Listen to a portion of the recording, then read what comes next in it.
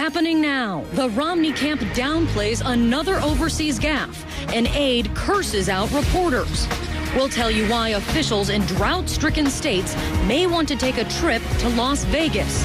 And spoiler alert, we'll show you some big Olympic moments before they air in prime time. Wolf Blitzer's off today. I'm Kate Baldwin. You're in the Situation Room.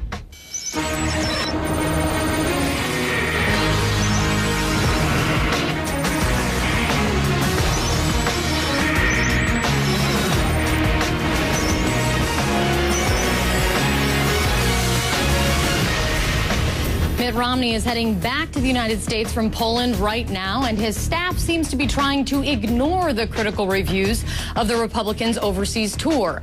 The Romney camp is calling the trip a great success, despite several widely publicized embarrassments. The most recent happening earlier today when a frustrated Romney aide cursed at reporters. Our national political correspondent Jim Acosta has been traveling with Romney and has more.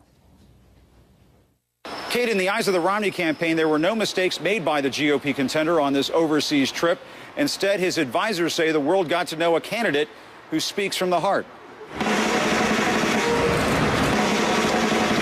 It's the image Mitt Romney has wanted voters to see for the last week. The GOP contender walking tall on the world stage, here visiting Poland's Tomb of the Unknown Soldier, and later praising the former Soviet bloc country for escaping the Iron Curtain. I and my fellow Americans are inspired by the path of freedom, tread by the people of Poland.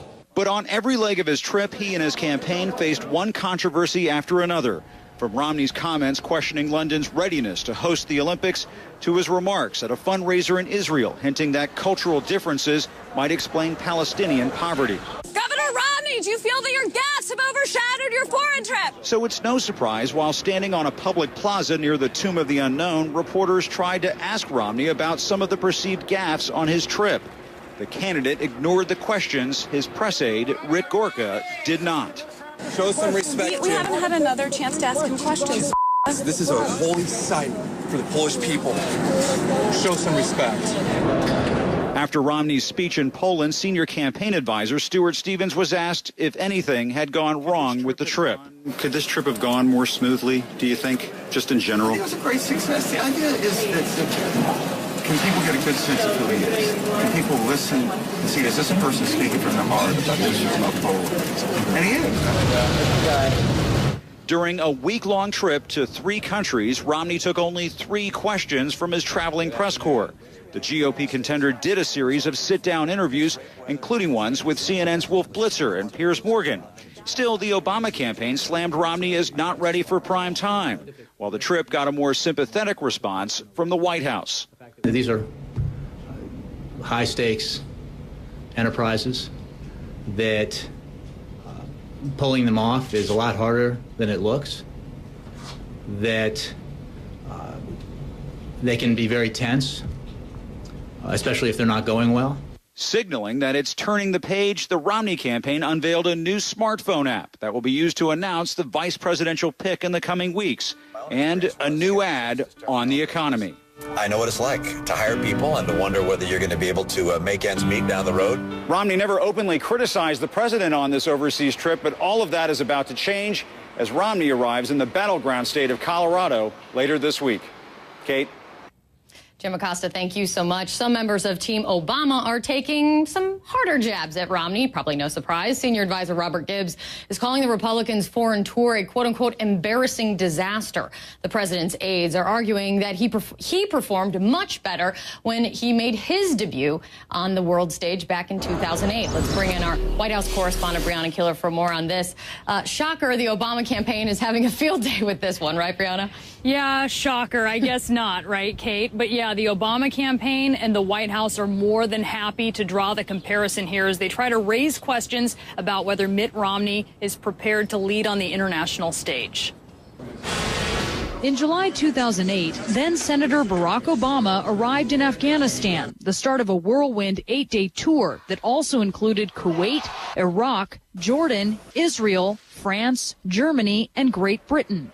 It was a high-stakes visit for a first-term senator with little foreign policy experience, who campaigned in part on winding down the war in Iraq. My goal is to no longer have U.S. troops engaged in combat operations in Iraq. The iconic image from that trip, a crowd in Berlin, estimated at 300,000 people, gathered to listen to Obama. Tonight I speak to you not as a candidate for president, but as a citizen.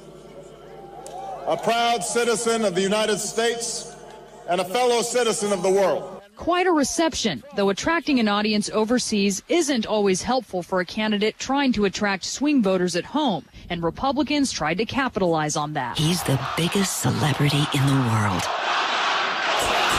But is he ready to lead? Overall, though, the trip was a success, which is to say Obama returned to the U.S. with no damage done. 4 years later, Mitt Romney can't say the same thing, and the Obama campaign is reveling in it, holding a conference call with reporters to highlight how Romney upset the British and the Palestinians on his trip. He both offended our closest ally and triggered a troubling reaction in the most sensitive region of the world. He certainly didn't prove to anyone that he passed the commander-in-chief test. Even the White House, which often punts questions about the political race over to the Obama campaign in Chicago, weighed in multiple times. Presidents, senators, congressmen, former governors need to be very mindful of the impact because of the diplomatic implications of what you say overseas. Ultimately, however, voters might just overlook Romney's gaffes in an election that's all about the domestic economy. The voters this time around are much more likely to make their decision based on who will be a better promoter of economic growth and job growth in this country than they are about foreign affairs. The Obama campaign is also criticizing Romney for not visiting with troops, as President Obama did on his 2008 trip when he went to war zones. The Romney campaign responds that Governor Romney, as governor and as a private citizen, has met with troops and with military leaders. And, Kate, I will tell you there was one misstep that President Obama had on his 2008 trip that his campaign is certainly not talking about, and that is that when he was in Germany, his campaign canceled a trip to Landstuhl Medical Center to meet with wounded troops. The campaign said they were afraid it would look like essentially that troops were being exploited for a campaign stop, but Republicans pounced at the time, saying that it's never inappropriate to visit with troops. Yes, so no one is immune to this criticism That's when right. they are on the campaign trail, that is for sure. Great report. Thank you, Brianna. Thanks so much. Democrats and Republicans in Congress struck a deal today. No, I didn't misspeak. They did strike a deal today, and that should eliminate the threat of a government shutdown before the November election. Our senior congressional correspondent, Dana Bash, is on top of this. Dana, they seem to do it again. Another stopgap measure, huh? That's right. It's probably not a big surprise since it has happened so many times before. But let me tell you the two main reasons they did it. First, the fiscal year ends September 30th. That's a little more than a month before Election Day. And the politics of any government shutdown is really a jump ball. It's really unclear whether it would help Democrats or Republicans or neither. So both sides figured, you know what, it's better to just pass this so-called continuing resolution, the stopgap measure, to make sure that there is no question the government will not shut down. The second reason is everybody realizes that there's going to be a lot of work that Congress has to do after the election between November and the end of the year. That's when the so-called fiscal cliff is coming. That, of course, is when the Bush-era tax cuts run out and the spending cuts are going to go into effect. And right there, I mean, you kind of hit it. I mean, this is a rare showing of bipartisanship, but on the big issues coming forward in the lame duck session, there's no real indication this bipartisanship is going to reach into that, right? No, definitely not. And all of that, I mean, the answer to that will really, really depend on what happens in the election. That will drive which side blinks, so to speak, and how the issue of tax cuts will really play out. But interestingly, you know, I think it's important to note, Kate, and as you well know, that this whole idea of making sure that the government is funded is pretty fundamental to Congress's role in the Constitution. I just want to show you a graphic because our producer, Alan Silverleaf, found this information. I think it's fascinating.